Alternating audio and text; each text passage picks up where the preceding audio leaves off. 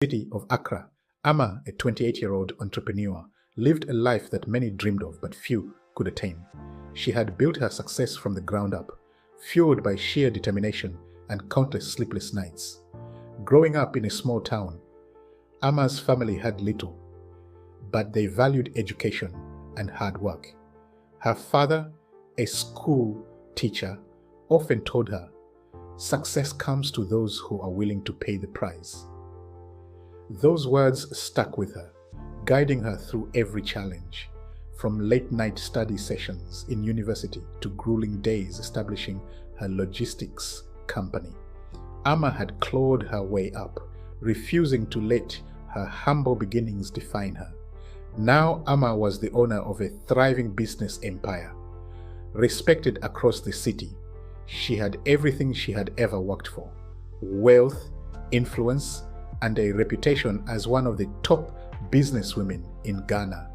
Yet, despite all her achievements, Amma often felt a gnawing emptiness. She had spent so much of her life focused on building her career that she hadn't left room for love.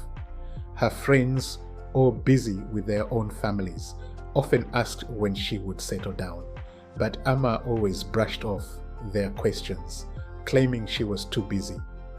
But in the quiet moments, when she was alone in her luxurious apartment, she couldn't help but wonder if she had sacrificed too much. One warm afternoon, Amma was sitting in her beautifully decorated office on the top floor of a sleek, modern building, reviewing contracts and planning her next business move. She was interrupted by a call from her assistant, who informed her that a package had arrived. "Should I send the delivery man up, Madam Amma?" her assistant asked politely. "Yes, please. I'm expecting an important document," Amma replied without looking up from her computer screen. She was deep into her work, focused on the next big deal she was about to close. A few minutes later, there was a knock on her door. "Come in," Amma said, her eyes still on her screen. When she finally looked up, she saw a young man standing in front of her, holding a package. He was tall, with a lean build and a warm smile that immediately caught her attention. "Good afternoon, madam." The young man greeted her with a respectful bow of his head. "I have a delivery for you." Amma smiled back, appreciating his polite demeanor. "Good afternoon. You can leave it on the desk," she said, still half focused on her work. As the young man placed the package on her desk, he handed her a small device to sign. Amma noticed how polite and respectful he was. But something else caught her eye: his eyes. They were kind but held a hint of sadness, as though he carried the weight of the world on his shoulders. "Thank you," Amma said as she signed for the package. "What's your name?" "I'm Thabo, madam," he replied, his voice steady but with a touch of nervousness. "Nice to meet you, Thabo. How old are you?" Amma asked, her curiosity piqued. "I'm 22, madam," Thabo answered, surprised by her question. Amma quickly did the math, just 6 years younger than her. "How long have you been working as a delivery man?" Amma continued, genuinely interested in his story. Thabo hesitated, his eyes briefly flickering away. "About a year now, madam. It's been tough finding something stable." "Do you enjoy your work?" Amma asked, sensing there was more to his story. Thabo nodded but paused, choosing his words carefully. "It's honest work and it keeps me going," he said simply. As Thabo turned to leave, Amma found herself still thinking about him. He wasn't just another delivery guy. His sincerity and the sadness in his eyes lingered with her long after he had gone. The next day, Thabo returned with another package for Amma. This time she invited him to sit for a moment. "Thabo, where are you from?" she asked, her tone gentle but curious. Thabo, caught off guard by her interest, replied, "I'm from a small village near Kumasi. I came to Accra when I was 18. What brought you here?" Amma asked, leaning in slightly as if to better hear his story. Thabo glanced down, his fingers fiddling nervously. "I wanted a better life," he confessed. "I finished high school, but there weren't many opportunities back home. I thought I would find something in the city, but it's been hard. I tried to get good jobs, but no one wanted to hire me without experience. I had to do whatever I could to survive." Amma listened intently, feeling a deep respect for Thabo. Despite the setbacks, he hadn't given up. She admired his resilience. "You've done well, Thabo," she said softly, her voice filled with encouragement. "It takes a lot of courage to keep going when things are tough." Thabo smiled, feeling a sense of warmth and gratitude that he hadn't felt in a long time. "Thank you, madam. Your words mean a lot." As the days went by, Thabo continued to deliver packages to Amma's office. Each time, they spoke a little more, sharing bits of their lives and dreams. Amma found herself looking forward to his visits, cherishing their brief but meaningful conversations. Thabo, too, felt a growing connection with Amma. She was unlike anyone he had ever met. Despite her wealth and success, she treated him with kindness and genuine interest. One afternoon, after a particularly long chat, Amma realized something surprising. She was falling in love with Thabo. His kindness, humility, and the lightness he brought into her life touched her heart in ways she hadn't expected. Thabo, too, found himself drawn to Amma. She was not just a wealthy businesswoman, but someone who saw him for who he was, beyond his job and struggles. One evening, Thabo asked her, "Madam Amma, do you ever feel lonely, despite all that you've achieved?" Amma looked at him, her heart heavy with the weight of unspoken truths. "Sometimes," she admitted quietly. "I've always believed that if I worked hard, everything else would fall into place. But I guess life doesn't always work that way." Thabo nodded, understanding her more than she realized. "I believe that too, but I also think we all need someone to share our lives with." Their friendship soon blossomed into a deep romance. They began dating, and despite the whispers of others and the age difference, they were happy. Amma didn't care about what people said. She was in love, and she believed that their bond was strong enough to withstand any judgment. Thabo's sincerity, humility, and determination endeared him to Amma, and when he proposed, she didn't hesitate. They married in a beautiful, intimate ceremony surrounded by those who truly mattered to them. Amma was deeply in love and finally felt complete. She was excited to start this new chapter of her life and threw herself into supporting Thabo's ambitions.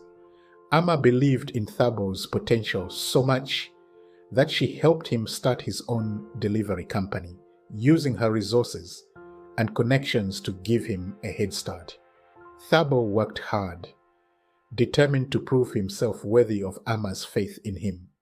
Within a few years, his business grew from a one-man operation to a thriving company with a fleet of delivery trucks. However, as his business grew, so did Thabo's pride. He started spending more time at work and less time with Amma. The long nights and growing responsibilities began to change him. Amma noticed the shift in Thabo, but tried to remain supportive. She knew the pressures of business all too well and didn't want to add to his stress. But as the months passed, Thabo grew distant. He stopped coming home early, and when he did, the warmth that had once defined their relationship was gone. Amma missed the way he used to look at her, the way he used to make her feel loved and valued. Then, one day at a business event, Thabo met Aisha, a young and vibrant woman who embodied everything Amma was not: youthful, carefree, and full of adventure.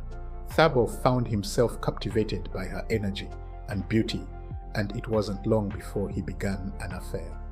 The thrill of being with someone new made him feel alive again, and he quickly lost sight of the vows he had made. Amma, meanwhile, began to notice the little signs: the late nights, the unexplained absences, and the scent of another woman's perfume lingering on his clothes. One evening, unable to ignore the truth any longer, Amma confronted him. "Thabo, are you seeing someone else?" Thabo didn't deny it. "Amma, you're too old for me," he said bluntly, his voice cold and detached.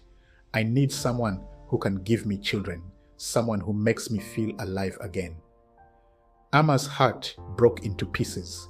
She had sacrificed so much to help Thabo build his life, and now he was throwing it all away. She tried to reason with him, to remind him of the life they had built together, but Thabo had already made up his mind. Aisha was pregnant, and he saw this as his opportunity to start over, free from the responsibilities of his past. Thabo convinced Amma to sign some documents, telling her they were for a business expansion. Trusting him completely, Amma signed the papers, unaware that she was signing over her properties and shares to him. A few weeks later, Thabo packed his bags and left, taking everything with him. Amma was left devastated, with nothing but her shattered dreams. The man she had loved and supported had betrayed her in the cruelest way. Alone and heartbroken, Amma struggled to piece her life back together. She wandered the streets of Accra, a shadow of her former self, lost and without direction. One evening, as Amma crossed a busy road, she was so lost in thought that she didn't see the car speeding towards her. The next thing she knew, she was lying on the ground, surrounded by concerned onlookers. A man rushed to her side, his face filled with panic. "Are you okay? Can you hear me?" he asked urgently. When Amma awoke in the hospital, she found herself staring into the kind eyes of Rudo, a well-dressed man who had accidentally hit her. Over the following days, Rudo visited her regularly, bringing food and keeping her company as she recovered. Amma learned that Rudo was a wealthy businessman, but unlike Thabo, he was humble, kind, and genuinely cared about others. One day, as they sat talking, Rudo revealed something that shocked Amma. "Years ago, when I was struggling, you gave me a job at your company. You might not remember me, but that job changed my life. I went from being broke to building my own business because of the opportunity you gave me." Amma was taken aback. She didn't remember Rudo, but his gratitude touched her deeply. "I'm glad I could help," she said softly, tears welling in her eyes. Rudo offered Amma a job at one of his companies, giving her the chance to rebuild her life. With his support, Amma slowly found her footing again. She threw herself into her work, finding solace in the structure and purpose it provided. Rudo was always there, encouraging her and showing her that she was still capable of great things. As they spent more time together, Amma and Rudo's bond grew stronger. They shared their stories, their dreams, and their hopes for the future. Amma found herself laughing again, something she hadn't done in a long time. Rudo's presence brought joy back into her life, and slowly her heart began to heal. One evening, as they sat in a cozy cafe, Rudo reached across the table and took Amma's hand. "Amma, I've fallen in love with you," he confessed, his voice sincere. "I know you've been through a lot, but I want to be there for you. I want to help you find happiness again." Amma looked into Rudo's eyes, feeling a warmth she hadn't felt in years. "I've fallen in love with you too, Rudo," she admitted. "You've brought me back to life.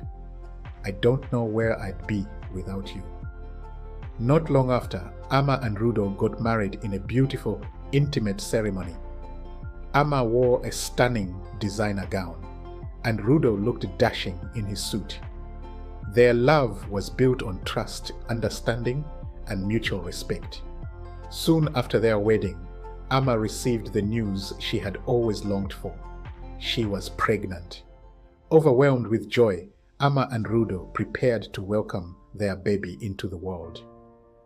When their son was born, Amma held him close, tears of happiness streaming down her face. She had finally found the love and family she had always dreamed of. Rudo kissed her forehead, his eyes filled with love. "This is just the beginning, Amma. We'll create a wonderful life together." Meanwhile, Thabo's life had unraveled. After betraying Amma and taking her wealth, he made reckless investments that ultimately failed. Aisha, who had only been with him for his money, left him when she realized he had nothing left to offer. Alone and penniless, Thabo wandered the streets, haunted by the choices that had led him to ruin. One day, Thabo saw Amma from a distance. She was with Rudo and their son, looking happier than he had ever seen her. The sight of her joyful face filled Thabo with deep regret. He realized too late that he had thrown away the best thing in his life for fleeting pleasures. Now, all he had were memories of what could have been. Thabo spent the rest of his days reflecting on his mistakes, living with the constant pain of knowing he had lost everything that mattered. He had been given a chance at happiness, but his pride and greed had cost him everything. As he watched Amma move forward with her new life, Thabo knew that his past would forever be a reminder of the price of his betrayal.